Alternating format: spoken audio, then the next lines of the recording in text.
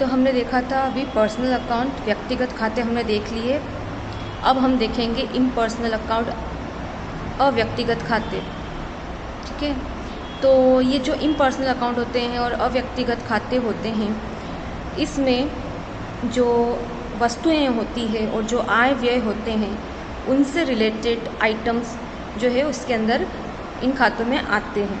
तो हमने अव्यक्तिगत खातों को और इम्पर्सनल अकाउंट को अगेन डिवाइड करा है into 2 accounts, real account and nominal account. ठीक है, हमने इसको विभाजित करा है 2 खातों में, फिर से एक रियल अकाउंट और एक जो है आपका नॉमिनल अकाउंट। मैंने आपको चार्ट पहले भी बताया था। यहाँ आप देख सकते हैं अव्यक्तिगत खातों को वास्तविक खाते और नाममात्र खाते में क्या करा गया है, विभाजित किया गया है। रियल अकाउंट और नॉमिनल अकाउंट में हमने डिवाइड करा है इम्पर्सनल अकाउंट्स को। तो अब हम देखते हैं सबसे पहले कि वास्तविक खाते क्या होते हैं, रियल अकाउंट क्या होता है। तो रियल अकाउंट और वास्तविक खाते ये जो होते हैं इनमें क्या आती है, वस्तुएं आती है और संपत्तियां आती है। ठीक है, आइटम्स और असेट्स जो होते हैं वो आपके रियल अकाउंट में और वास्तविक खातों में शामिल होते हैं। अब इन वास्तविक खातों को फिर से विभाजित किया गया है 2 प्रकारों में, एक टेंजिबल रियल अकाउंट में जिसको हम मूर्तमान वास्तविक खाते बोलते हैं, और दूसरा इनटेंजिबल रियल अकाउंट जिसको हम अमूर्तमान वास्तविक खाते कहते हैं। अब ये दोनों क्या होते हैं, इनमें क्या अंतर है वो हम देखते हैं।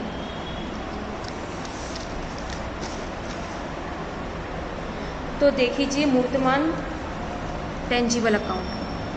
मूर्तमान टेंजिबल अकाउंट जो मूर्तमान खाते होते हैं या टेंजिबल रियल अकाउंट होते हैं उनमें 2 चीज़ें होती है। सबसे पहली, मूर्तमान वास्तविक खातों में या टेंजिबल रियल अकाउंट में जो है 2 चीज़ों का होना आवश्यक है। पहला कि वो ऐसी वस्तुएं होती है जिनका क्या होता है, फिजिकल एक्जिस्टेंस होता है, भौतिक अस्तित्व होता है। Things that have physical existence come under the tangible real account. Second, which can be touched, स्पर्श करने योग्य होती है। वो वस्तुएं जिसको हम क्या कर सकते हैं, टच कर सकते हैं या स्पर्श कर सकते हैं, वे वस्तुएं किस में आती है, टेंजिबल रियल अकाउंट में आती है, मूर्तमान वास्तविक खातों में आती है।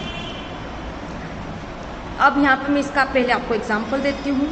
तो एग्जाम्पल देखिए, मूर्तमान और टेंजिबल रियल अकाउंट का एग्जाम्पल भवन खाता, बिल्डिंग अकाउंट, कैश अकाउंट, रोकड़ खाता। बिल्डिंग आप इसको टच कर सकते हैं और इसका क्या है, एक फिजिकल एग्जिस्टेंस है, भौतिक रूप से ये क्या है, यहाँ पे प्रेजेंट है। और कैश अकाउंट भी आप जो है टच कर सकते हैं और इसका भी क्या है, एक एग्जिस्टेंस है, फिजिकल एग्जिस्टेंस है। तो हम इन दोनों खातों को कहीं में आएंगे, ये टेंजिबल रियल अकाउंट में आएंगे और मूर्तमान वास्तविक खातों के अंदर आएंगे। अब अमूर्तमान देखते हैं। अमूर्तमान वास्तविक खाते, इनटेंजिबल रियल अकाउंट, इनमें ऐसी वस्तुएं या संपत्ति आती है जिनका भौतिक अस्तित्व नहीं होता है या जिन्हें स्पर्श नहीं किया जा सकता। ठीक है, दैट आइटम्स और goods which does not have physical existence, goods नहीं आएगा, ये आएंगे आपके असेट्स, संपत्तियां। That items and assets which does not have physical existence or which cannot be touched। ठीक है, ऐसी संपत्तियां या ऐसी वस्तुएं जिनका भौतिक रूप से कोई अस्तित्व नहीं है, जिसका कोई फिजिकल एग्जिस्टेंस नहीं है और या तो फिर इन्हें टच नहीं किया जा सकता है, हम उसे स्पर्श नहीं कर सकते हैं। अब इसका एग्जाम्पल भी देख लीजिए।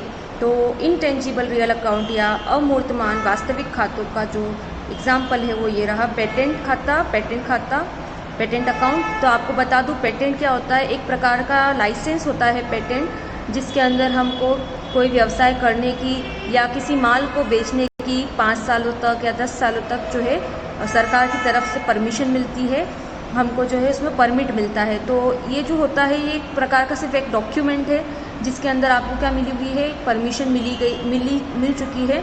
तो इसको आप क्या कर सकते हो, इस परमिशन को, ये जो आपको हक मिला है, आपको ये जो राइट मिला है, आप उस राइट को छू तो नहीं सकते, लेकिन हाँ उस राइट का आप क्या कर रहे हैं, फ़ायदा उठा रहे हैं, इसका आप एडवांटेज ले रहे हैं। सिमिलरली ख्याति खाता जो है, गुडविल अकाउंट, गुडविल मतलब होता है रेपुटेशन।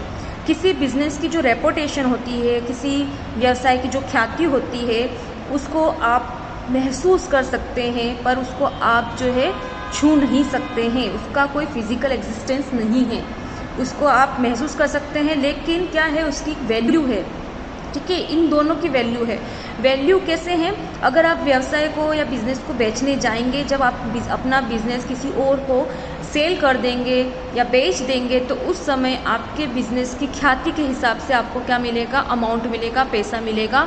अगर व्यवसाय की ख्याति अच्छी होगी तो आपको एक्स्ट्रा अमाउंट मिलेगा बिज़नेस बेचते समय, और अगर आपके व्यवसाय की ख्याति इतनी अच्छी नहीं है तो आपका अमाउंट कम मिलेगा। तो ख्याति जो होती है, वो गुडविल जो होता है, उसका भी एक वैल्यू होती है। उस मार्केट में उसकी भी एक क्या होती है? एक वैल्यू होती है। जैसे कि टाटा इंडस्ट्री की वैल्यू ज़्यादा होगी बजाय किसी और लोकल बिजनेस के।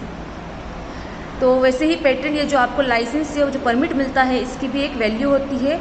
जितने साल तक ये परमिट आपका रहता है, उतने साल तक इसकी वैल्यू कैसी है? बनी रहती है, अच्छी रहती है।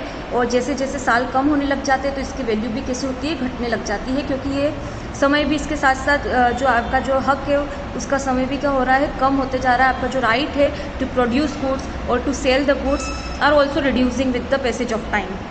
So the patent account also have some value in the market and the goodwill also have value for the business. तो हमने अभी देखा रियल अकाउंट, और रियल अकाउंट के हमने टाइप्स देखे। कितने टाइप्स है? टेंजिबल रियल अकाउंट है और एक इनटेंजिबल रियल अकाउंट है। मूर्तमान वास्तविक खाते एवं अमूर्तमान वास्तविक खाते हमने समझ लिए कि क्या होते हैं।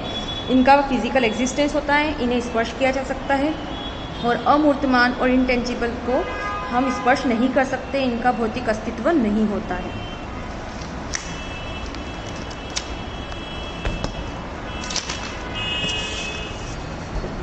अब इम्पर्सनल अकाउंट के अंदर हम अभी कौन सा खाता देख रहे हैं? हम इम्पर्सनल अकाउंट देख रहे हैं। आपको ये याद रखना है कि हम इम्पर्सनल और अव्यक्तिगत खाते देख रहे हैं। तो इम्पर्सनल और अव्यक्तिगत खातों के अंदर एक और आता है वास्तविक खाते। हमने अभी देखे, रियल अकाउंट हमने देखा, इसके सिवा आता है नॉमिनल अकाउंट, नाम मात्र के खाते।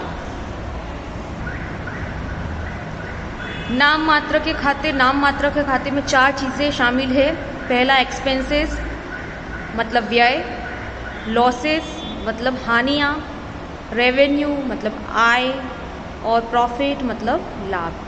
ये 4 चीज़ें जो होती है, जब भी ये 4 चीज़ें व्यवसाय में होती है तो ये कौन से खाते कहलाते हैं? नाम मात्र के खाते कहलाते हैं, नॉमिनल अकाउंट कहलाते हैं। इनको हम आय व्यय के खातों के नाम से भी जानते हैं। इनकम एंड एक्सपेंडिचर के एक्सपेंसेस के अकाउंट से भी हम इनको जानते हैं। एग्जाम्पल यहाँ पे मैं आपको देना चाहती हूँ इन सबका। जैसे कि एक्सपेंसेस अकाउंट में अगर बिजनेस जो है रेंट को पे करता है, बिजनेस किराया देता है, तो क्योंकि पे कर रहा है तो ये क्या हुआ? बिजनेस के लिए एक्सपेंस हुआ। इंटरेस्ट अगर वो पे कर रहा है तो बिजनेस के लिए क्या हुआ? एक्सपेंस हुआ। इसका उल्टा, अगर बिजनेस को रेंट मिल रही है, किराया मिल रहा है, रिसीव कर रहा है वो यहाँ पे, तो वो बिजनेस के लिए क्या हुआ? रेवेन्यू होगा। इंटरेस्ट देने की बजाय अगर बिजनेस को मिल रहा है तो वो क्या होगा? बिजनेस का रेवेन्यू होगा, मतलब इनकम होगी। अब आपको यहाँ ध्यान रखना है एक्सपेंसेस और रेवेन्यू क्या होते हैं, कैसे अंतर पता पड़ेगा। एक्सपेंसेस वो चीज़ें होती है जो कि हर महीने होती है या हर साल रिपीट होती है, वो रिकरिंग नेचर की होती है। तो रेवेन्यू एंड एक्सपेंसेस कैसे होते हैं? रिपीटिंग नेचर के होते हैं। वो हर महीने या तो होते हैं या फिर हर साल होते हैं, मतलब वो घड़ी घड़ी होते हैं, रिपीटेटिव नेचर के वो होते हैं। अगर आप जैसे कि फर्नीचर खरीदते हैं तो पैसे देते हैं, आपने फर्नीचर खरीदा और पैसे दिए, पेमेंट करा, तो हम उसको एक्सपेंस नहीं मानेंगे। क्यों? क्योंकि फर्नीचर आप हर महीने नहीं खरीद रहे हैं या हर साल नहीं खरीद रहे हैं। आपने एक बार फर्नीचर लिया, आप उसको 5 सालों तक यूज़ करने वाले हैं, तो हम उसको एक्सपेंस नहीं मानेंगे। एक्सपेंसेस में ऐसी चीज़ें आएगी जो या पे आप करेंगे लेकिन हर महीने करेंगे या हर साल करेंगे, जो कि रिपीट होगी।